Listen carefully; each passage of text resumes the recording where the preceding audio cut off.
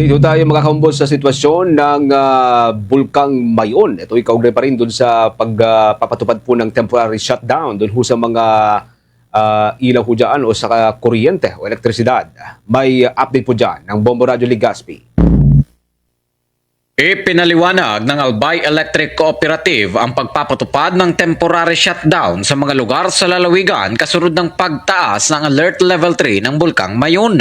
Ang kay Albay Electric Cooperative spokesperson Ange Galero sa panayam ng Bombo Radio Legazpi na layunin ng temporary power shutdown na masiguro na hindi maapektuhan ang mga electrical facility sa paanan ng Bulkang Mayon. Nagpapatupad rin umano ng no work policy sa mga lugar na nasa loob ng 6 km permanent danger zone.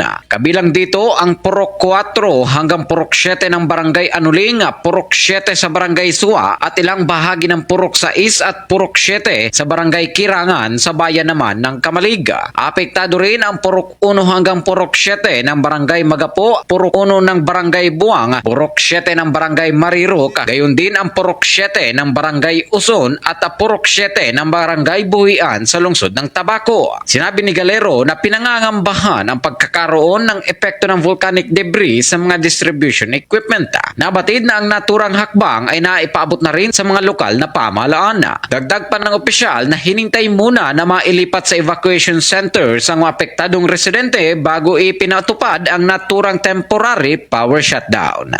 Temporary power shutdown or isolation. This is part of our contingency and emergency measures as the Mayon alert status escalated to alert level 0.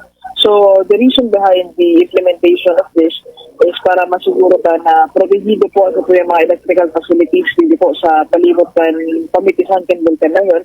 And at the same time, we will also be implementing a no work policy sa mga personahe na linemen dyan po sa mga lugar na sakop ng 6 km permanent danger zone.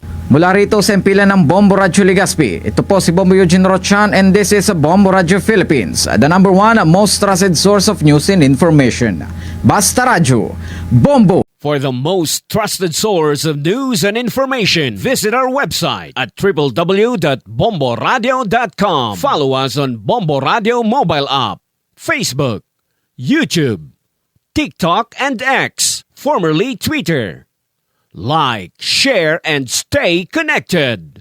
Anytime, anywhere.